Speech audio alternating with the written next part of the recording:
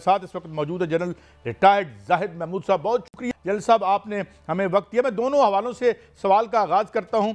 एक तो ये कि जो बात कल आर्मी चीफ ने कही वो बात मेरे ख्याल में बड़ी पर्टिनेंट थी कि जी ये जो गैप्स हैं इनको फिल करना, जाहिर है फ़ौज बहुत काम करती है और अपने आगे जाके भी करती है, ज़लज़लों में काम करती है, हमारे फुट सोल्जर्स कहाँ कहाँ शहादतें नहीं ले रहे, मगर बात यह है कि इधर जो वीकनेसेस है उनका क्या करें और प्लान क्या समझते हैं कि ये कितना लंबा एक्शन होगा और कितना इफेक्टिव होगा। जनरल साहब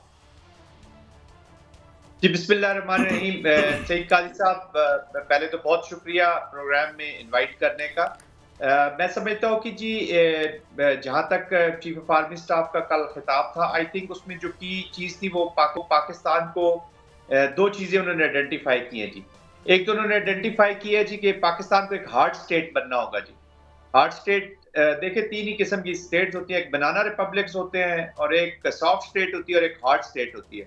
प्रोबेबली हमने सॉफ्ट से हार्ड की तरफ जाना है to achieve our political objectives. अगर हमने अपनी सॉवरेनिटी को मेंटेन रखना है, हमने अपनी इंटेग्रिटी को मेंटेन रखना है, हमने अपने फ्रीडम को मेंटेन रखना है, तो दिस इज द टाइम कि जहाँ पे लोगों को महसूस हो, जब आपका एनिमी ये महसूस करना ही बंद कर दे कि आपकी एग्जिस्टेंस है और आपकी विल का टेस्ट होता है बेसिकली कि आपकी विल भी है कि नहीं, तो उस हार्ड स्टेट का मतलब यह है कि now we should be going with our strong action, strong response और थोड़ा सा एंटी बढ़ेगा।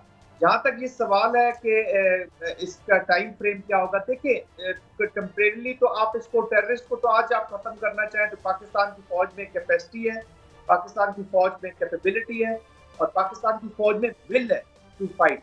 लेकिन जो टेररिस्ट है उसके अगेंस्ट जो चीजें एप्लीकेशन हो जाएगी, लेकिन जो टेररिज्म है उसके अगेंस्ट जो स्टेट है या बाकी जो एलिमेंट्स हैं नेशनल पावर के, उनकी कैपेसिटी, कैपेबिलिटी और विल तीनों अंडर टेस्ट है जी, जिसकी तरफ आप भी अपने इंट्रो में इशारा कर रहे थे कि थोड़ा सा डिसअपॉइंटिंग है।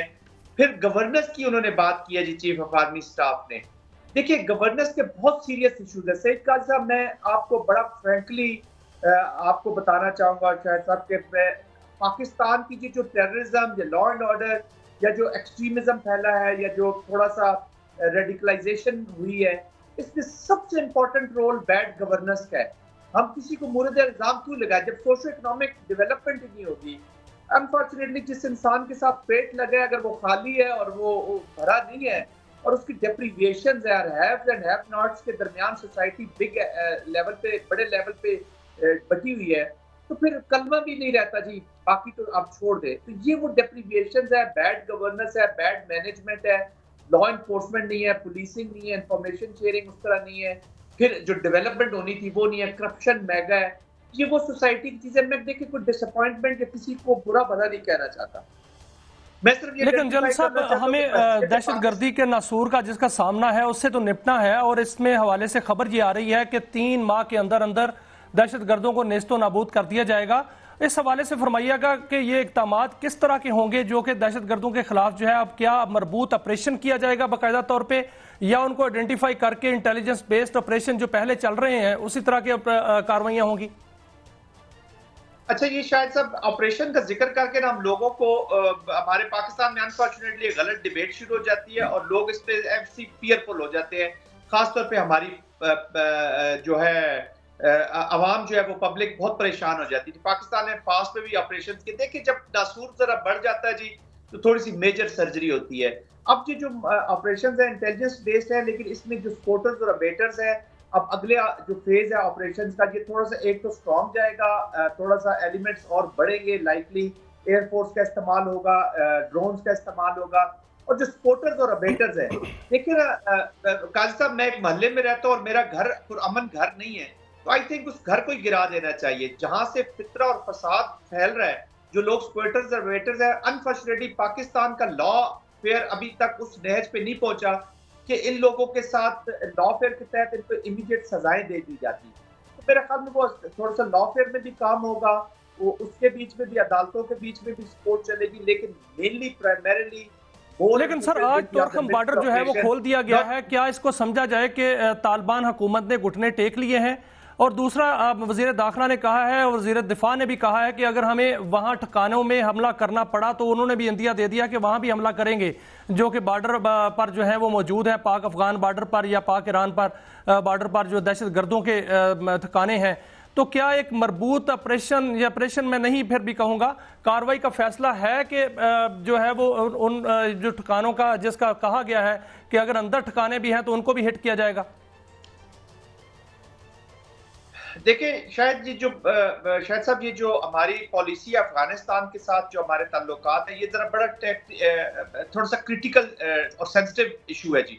इसको बड़ा क्राफ्टली हमें डिबेट भी करना चाहिए और बातचीत भी करनी चाहिए। लेकिन पाकिस्तान ने माजी करीब में कुछ ऐसे टारगेट्स थे जो लिए थे जी, in spite of giving peace the maximum chance, और जितना चांस इस स्टेट ऑफ पाकिस्तान ने या हमारी आर्म फोर्सेस ने अमन को दिया है, शायद ही दुनिया में इतना चांस किसी मुल्क ने दिया होगा। अभी आप इसराइल को देख लें, सीज फायर हुआ है, आप इंडियन एप्लीकेशन देख लें, आप श्रीलंकन के ऑपरेशन को अगर पूरा पढ़े तो कहीं भी पीस को इतना चांस नहीं दिया गया जी, नोवेयर एल्स, पाकिस्तान बाय जगह। लेकिन आपने पास्ट में देखा होगा कि माजी करीब में हमने कुछ टारगेट्स लिए जी अफगानिस्तान में। अच्छा जल साहब, मैं आपने एक बात जो पॉइंट की वो बड़ी इंपॉर्टेंट थी, मैं चाहता हूँ वो तिश्ना ना रह जाए।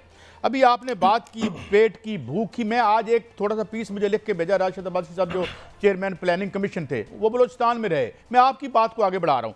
उन्होंने कहा कि बहुत सारे वहाँ मनसूबे सिर्फ पेपरों पे होते थे, यानी यहाँ पे जो गवर्नेंस का फेलियर हुआ, बिकॉज हमें दो माजों पे, एक तो हमें आइसोलेट करना है माशी तरक्की से इन तमाम दहशतगर्द और इन दरिंदों को, और दूसरी तरफ हमें ऑपरेशन भी करना है। तो ये जो पहला, ये जो मैं बात कर रहा हूँ जिस पे आपने पॉइंट आउट किया, आप समझते नहीं है कि ये टू प्रॉन्ग करना पड़ेगा, हमें एक माशी दहशतगर्दी भी खत्म करनी पड़ेगी?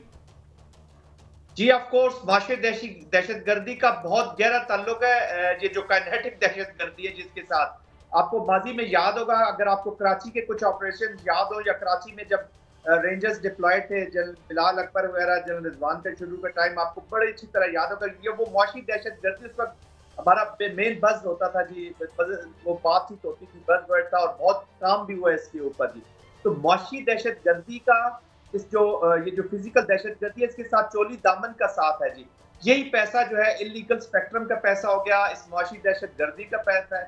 लेकिन नुकसान तो स्टेट को होता है, इनका लिंकेज भी है और स्टेट को बड़ा नुकसान होता है। अब मैं आपको एक छोटी सी मिसाल देता हूँ कि गवर्नेंस और ये करप्शन की बात कर रहे हैं। 83,000 के करीब में अब ये पिछले 5-6 दिनों से बार बार इसी चीज पे चीख रहा हूँ ताकि ये उन कानों तक पहुंचे जिन्होंने गवर्नेंस को, कि ये रडार पे है, पाकिस्तान की आवाम ऑब्जर्व कर रहे हैं।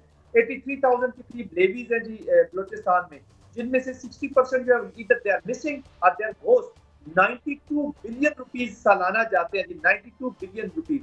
वो पैसा जो पाकिस्तान के या पाकिस्तानियों की जानो माल की हिफाजत के लिए दिया जाता है, जब वो 60% है ही नहीं, वो पैसा कहीं ना कहीं करप्शन में तो जा रहा है, तो उसकी अकाउंटेबिलिटी तो किसी से करनी है ना जी। ये तो ऐसा नहीं हो सकता मैंने आपकी हिफाजत के लिए, आपने state in the contract with the state, शायद साहब is a contract with the state through the constitution. तो स्टेट का काम है कि आपको पुरअमन देना है। जो स्टेट जो पैसा आपको पुरअमन रखने के लिए या आपको तहफ़्फ़ुज़ देने के लिए दे रही है, वो अकाउंट फॉर ही नहीं है।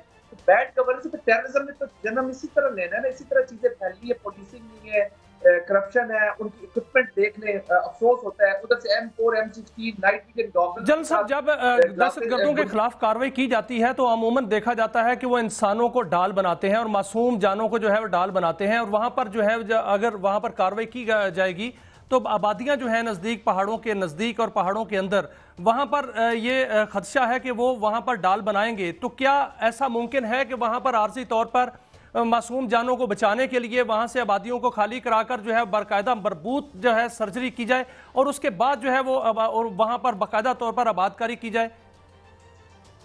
शायद साहब देखें, ये जो अभी जाफर एक्सप्रेस का जो ऑपरेशन हुआ है, इसकी क्लियरेंस का, तो I think that speaks of the professionalism of Pakistan army. किसी को कोई शक नहीं होना चाहिए कि पाकिस्तान आर्मी में कैपेसिटी कैपेबिलिटी है, हमारी आर्म फोर्स में कैपेसिटी कैपेबिलिटी है कि जो इस तरह के हिनियस एक्ट करेंगे, जो इंसानी जानों को ढाल बनाने को, उनको they have the capacity to take them out.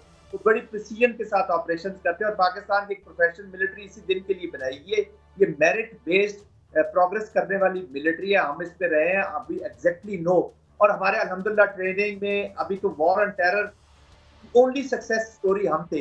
ये तो और बहुत से अवामिल हुआ है कि इसने दोबारा सर उठा लिया, हमारी अपनी कोताहियां उसमें ज्यादा है, और अफकोर्स एक्सटर्नल इन्वॉल्वमेंट और जो एंटी अभी बढ़ाई है इंडिया ने पाकिस्तान के खिलाफ अपनी इस स्टेट स्पॉन्सर टेररिज्म और प्रॉक्सी वॉर की उन्होंने एंटी बढ़ाई, अपनी लॉजिस्टिक्स अपनी चीजें बढ़ाई हैं, इसमें इन्वॉल्वमेंट ज्यादा की है। और अब जो तालिबान जो अफगानिस्तान की वॉर से अमेरिका से फारिग हुए, अब वो भी उनको अवेलेबल है, तो already they have lot of recruitment, तो वो भी ऐड हुए। इसलिए ये सच की कोई और वजह है, लेकिन पाकिस्तान आर्मी बड़ी प्रिसीजन के साथ कार्रवाई करेगी और दे हैव द कैपेबिलिटी जो इस तरह की I believe you have struck the right call. जो बहुत बड़ी खबर आपने दी कि यहाँ गोश्त जो हमारे सिक्योरिटी के लोग हैं, ये बलूचिस्तान की गवर्नमेंट क्या करती रही है और क्या हमें इस पहलू की तरफ भी गौर करना। बहुत शुक्रिया जनरल रिटायर्ड जनाब जाहिद महमूद साहब।